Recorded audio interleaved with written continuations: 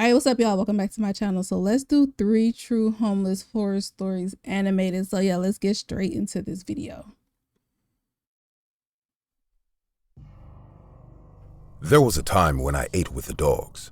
Yes, literally, the dogs.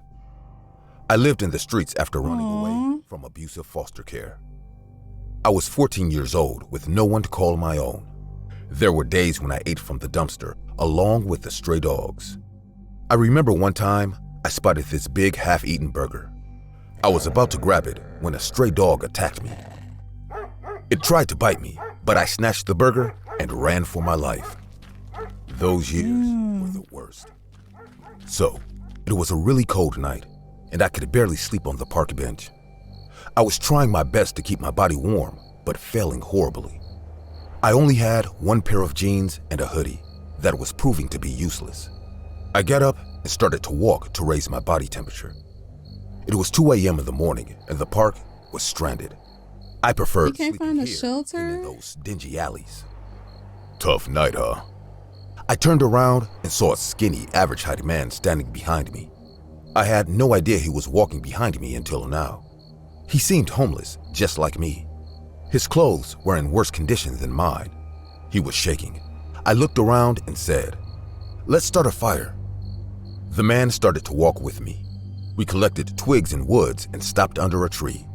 I dug a hole with my hands and he put those branches into it. Once the flame started to rise, I felt alive again. The man crouched down near the fire and started to warm his skinny hands. "How long have you been living on the street?" "I can't remember." His answer made me sad and worried at the same time. I have to do something with my life, or else I will end up like him. Suddenly, the man looked right into my eyes and asked, Ew. "Are you feeling sorry for me?" No, I was... "Oh, you're worried you will end up like me. Well, I do earn from time to time, you know." "What do you mean from time to time?" "I sell, then I earn money and spend it until I have to sell again." He looks like a monkey. He was a drug dealer and trying to talk me into it, but I wasn't interested, so I kept quiet. The man then took out a small flask and offered it to me. "Here, take a few sips. It will help you." I couldn't. You're gonna end up looking like him. I was feeling very hungry at that point. Alcohol seemed like the only sane option to get me through the night. I took a big gulp and immediately regretted my decision. Whatever was inside that flask tasted disgusting. My throat burnt up and my head began to feel heavy. As I fainted slowly, I saw that sketchy man smirking at me real big. I don't remember anything after that. When I woke up in the morning, I found myself lying under that same tree. The homeless man was nowhere to be seen. I tried to get up when I felt excruciating pain in my stomach. Blood stains were all over my clothes. I thought I had been stabbed, but as I lifted my jacket, I made a shocking discovery. There were big stitches at the side of my stomach. It has been cut open and then stitched back quite roughly. There was He took his organ? bill attached with a small piece of paper that read, "Sorry, but you can still live with one kidney. I had to take this deal. Be happy knowing you are going to save someone's life." So that scoundrel took Wow. one of my kidneys after drugging me last night. I was beyond words. I had no money or insurance to avail of medical attention. Tears rolled down my eyes. This world is too cruel to survive on your own. I looked up at the sky and started to scream and sob in pain. Seeing me behave like this, a few people gathered around me, but instead of helping me, they were just watching me like an animal in the zoo. One of them brought a cop who was patrolling nearby, and the cop took me to Anybody the saw station. recording? I was interrogated and sent for medical care. Being minor and messed a up. runaway from a foster home made me noticeable that day. The doctors told me whoever operated on me wasn't a medical professional. Hence, my kidney was chopped off like chicken meat. I had severe internal bleeding and danger of infection as well.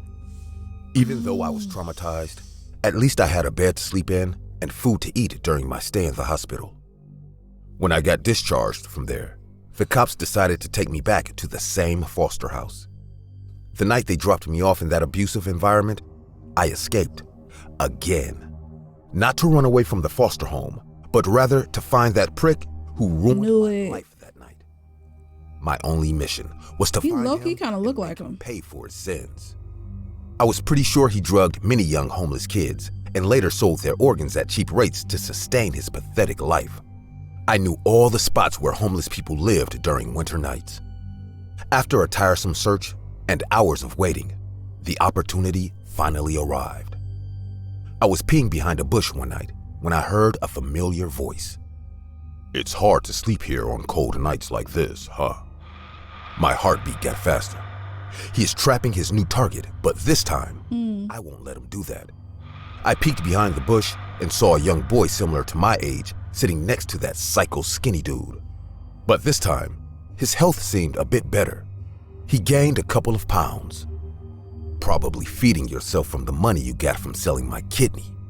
I saw the man make a few useless conversations with the boy. He then inserted his hand inside his jacket and took out that flask. He offered the boy to drink from it, but before the boy grabbed it, I jumped from the bushes with a heavy tree branch and hit the man on his head real hard. In the unexpected, swift moment, I saw his eyes get wide seeing the wooden log coming at him. The homeless boy ran away in fear, thinking it was just another street fight. I then dragged his senseless body behind the bushes before anyone else saw us. I have found this abandoned cabin in the woods. The man is still unconscious and chained to the rusty broken bed inside that room. It's only a matter of time. Soon he will wake up and notice one big stitch in his stomach. I'm going to buy a sweater for myself with the easy money I just made selling his one kidney. And then I will buy a pair of shoes with his heart, a sleeping bag with his lungs, and save the cash by selling his eyes. Oh, you went to town. To some medical students. It's funny how I ran into them through a drug dealer friend of mine. These students buy human organs for their research and experiments, or sometimes sell them to big hospitals or donors in need. I can't wait to see the look on this man's face once he wakes up and realizes someone else is the predator now, and he has become his victim. Wow. That's so freaking scary. Organ harvesting and shit. Oh my God, I don't like that. A small percentage of people, the 1 million mark, please consider subscribing. It's free and you can change your mind. Y'all. I like this channel. They got good stories. My life is that of an ordinary man. I work in a boring office, work my hours as quietly as possible, and then go home. I always take the same train, go the same way, buy myself a candy in between, and arrive home tired, getting ready to repeat the same routine the next day. I have no great aspirations in life. Boring. Grow up and live as relaxed as possible without bothering anyone. For as long as I can remember, it has always been this way. And no matter what I have lived through, none of us has changed. Still, people question my lifestyle, telling me that I will never know what life is really like, that I am doomed to a boring and irrelevant life. They think that nothing interesting can happen to an ordinary man. I wish they were right, but unfortunately, they are wrong. It was a warm summer afternoon last year. I left my house on the regular schedule, and it looked like it was going to be another routine day. I took the train home, and by the time I left the station, it was already dark. As usual, I walked home. Even though it was 15 blocks, it went by pretty fast since I enjoyed some air after being at work all day. Everything seemed normal until 10 blocks from my house. I noticed a man walking a half a block behind me. Normally, this would not attract my attention. Everyone has the right to walk. But there was something about this man that I did not like. His gaze was on me as if frozen. I was trying not to turn around to make it too obvious that I was looking at him, but I couldn't help it. The man was homeless. I could tell by the clothes he was wearing. His pace was getting faster and faster as we got closer and closer to my house. The streets were completely empty. They seemed to be made just for the two of us. After walking 2 blocks and seeing that he was still following me, I decided to speed up my pace. After walking fast, almost running down the street, I took advantage of a passing car to turn around with the excuse of looking at him. And when I saw him, I was terrified. Not only had I lost the man, but he was even closer than before. My first impulse was to run, but it would be too obvious. I decided to keep walking around the corner, and as I came around a curve, I turned and accelerated my pace while the man had lost sight of me. A few seconds later, he was already turning in my direction. We were getting closer and closer to my house, and I wasn't going to let this man know where I lived. So I just stood there, leaning against the wall with a big rock in my hand, waiting for him. The man walked naturally past me. I noticed some hesitation in his walk. If he wanted to do something to me, he had lost his chance. I stayed leaning against the wall until the man turned again, walking slowly away, calmer. I returned to my house, taking another route, still waiting to meet this person again. Arriving home, everything went on like an ordinary day. My wife got off early, so she decided to make dinner on her own, which suited me fine since I was particularly stressed that night. I decided not to tell them about my incident with the homeless man, as it would only worry my family. By nightfall, I fell into bed devastated, and as quickly as I lay down, I had already fallen asleep.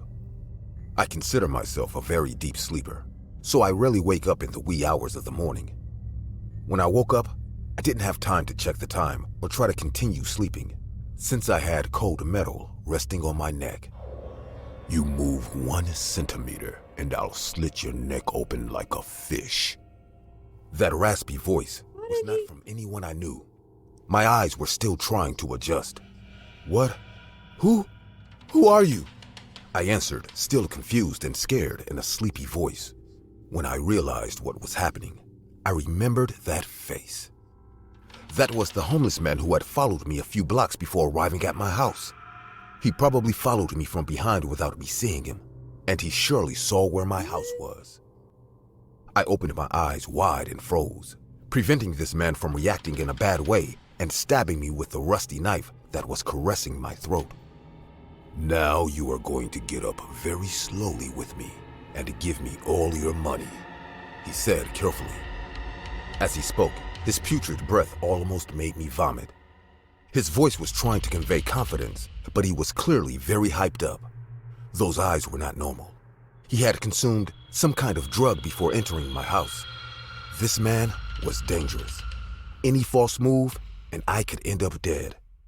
The man slowly walked me to where we kept the money, in a box in the closet. What? Hell no. Have any money hidden. I just needed to make time for my wife, who was faking being frozen in fear, to finish taking the revolver from under the bed. There you go. Hey, yes. That's what I'm talking about. I'm watching. I love it. One false move, and not only will you be I'm left like, where the without gun a at? husband, but I'll kill you and your children. I'm standing still. Please don't do anything to him. Just take the things and leave. We don't want this to end badly. We're not trying to do anything strange. When the man got distracted, listening to my voice, my wife took out the gun and tried to shoot. But because of her nerves, she forgot to take the safety off, so the gun didn't work. Taking advantage of the situation, I pushed the man and ran in the direction of my children. But the man stopped me and stuck the knife in my feet. Furious, he started punching me savagely in the face. Several of my teeth began to fly out as the man Damn, fight back. My wife was witnessing the whole thing, but she couldn't shoot as she would hit me too. In a moment of sobriety, my wife shoots near the man and scares him off, stopping his blows that if they continued for a few more seconds, were going to kill me. The man ran off to another room, and when we chased him, we saw the homeless man standing in front of the stairs, knife in hand, pointing at our daughter's head. You shouldn't have done that, you stupid fools. You shouldn't have provoked me. I was just going to take the money and leave. Calm down. Let the girl go. This is not going to end well for you if you don't, I said with the little strength I had left. Think about it. What's left for you if you hurt her? You won't be able to protect yourself, and I assure you that I will kill you. I don't care if you kill me. This little girl will go with me, and it's only because of you. While he was saying that, he caressed our little girl's head, and my wife could not stand it. She tried to shoot him in the head. The bullet missed, but in shock, the man fell down the stairs, grabbing my daughter. My wife went running with the gun, but worried about my daughter, while I crawled in pain, summoning superhuman strength just to find out if my daughter punch a hole in his were face. okay. When I arrived, I saw my wife crying under the stairs, my daughter crying with her arm out of place, and the dead man with a pool of blood around his head. After that day, I kept doing the same routine and going back the same way. But something had changed. From now on, I look around obsessively, and I am much more trained. It cost me to get out of the routine to add a new activity to my life. But every time I think about that night, I feel like I have to do it. Because the only thing that caused that pool of blood to be the homeless man's and not my daughter was that she was lucky.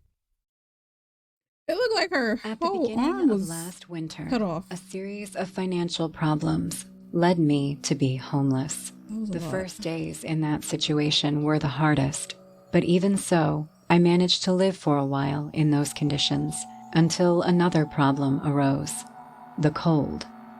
Winter was beginning to show as temperatures were dropping, and I barely had a sweater to keep me warm. During one of those difficult days, I met Dinah, a homeless woman like me. She helped me in every way she could, but still, the cold was slowly killing me. One afternoon, some cops saw me and said there was a homeless shelter nearby. I didn't have to think much about it. I decided I would go there because anything was better than living outside in the cold. But Dinah thought otherwise, since she told me not to go because I was better off here. "We're gonna freeze to death, Dinah. It's okay if you don't want to go, but I will." Despite Dinah's warnings, the next day I headed to the shelter. To my surprise, the place looked nice from the outside, which was more than I expected. There, I was kindly received by a man named Axel, who was one of the people in charge of the shelter. Nope. What is your name, young lady? Nope. He abusing Jenna. people. Nice to meet you. Nope. Yeah, really nice. Nope. After that comment, the man carefully looked me up and down. At that moment, Axel's attitude seemed strange to me, but when he took me to what would be my bed, I completely forgot about it. The place was a clean and spacious room in which there were several beds. So let me guess, Dinah, whatever her name was, he abused her, and she doesn't want to go back to the shelter. He did something to her. Yeah, I can see it. But no one else was there. You're lucky you've got a room where you'll be alone for the moment. Enjoy it. I was so pleased by the kindness that I convinced myself I had misunderstood Axel's strange attitude. The man was nice and polite, which was also shown in his neat and well-groomed appearance. In his big, dark eyes and sincere smile, you could see that he was a good person. And those dark circles under his eyes just indicated how hard-working he was. The those next were few glasses. days I spent in the shelter were fantastic. I had food, I was protected from the cold, and they treated me well.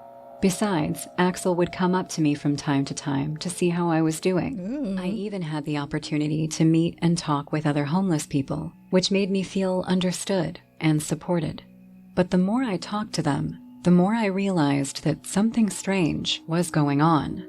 Many of them complained about how dirty the shelter was, about how crowded they were in the rooms, about the rats and insects that walked near them, and about the treatment they received from those in charge. I don't get it. At that very moment, I saw how Axel was staring at me from afar, which scared me. What is happening? Why am I getting special treatment? I didn't have an answer to these questions, Fresh but meat. at least they helped me to be more alert. That was how I realized that throughout the day, Axel followed me and kept his eyes on me. At first, I thought it was a coincidence, but it wasn't. Every time I moved out of his field of vision, within minutes, he was back close enough to keep an eye on me. As with most days, at some point he approached me. I tried to make the fear inside of me not noticeable. Are you okay, Jenna? You look nervous. I tried to act as natural as possible, but I could see something different in his big, dark eyes. They seemed expressionless, without that kindness that they had shown in the beginning. That's when I decided that I would leave the next morning. When it was time to sleep, I went to my room, trying to mislead Axel to take his eyes off me. Apparently it worked, because there was no sign of him by the time I entered the room and closed the door. Since I felt threatened, I placed one of the beds in front of the door to prevent anyone from entering. Despite being as protected as possible, I forced myself not to sleep, at least for this last night that I would be in the shelter. Hours passed with no sign of anyone wanting to break in, so inevitably, I let my guard down and fell asleep. Stupid bitch. Did you really think you'd escape? I didn't even have enough time to fully wake up and Oh my God. because a few My seconds anxiety. after he had spoken, I was hit on the head and passed out. My hands were tied and my eyes and mouth were covered. That was the next thing I knew once I regained consciousness. I can't believe this bitch wanted to run away already. Yeah, Elsa was very upset. She didn't want to do this suddenly. You know, she likes to prepare everything. Shit, of course I know, Jonathan. So I hope this girl is as good as you think. I panicked after hearing the conversation between the men. I recognized one of them by voice. It was Axel. Due to the movement around me, I knew I was in a vehicle. I had no idea where they were taking me or what for, but the worst thing was that I couldn't do anything. After some time, the vehicle stopped. Hey, little bitch. Wake up. One of the men took my arm and made me get up. It was really cold outside. Still unable to see, I was led into some kind of building.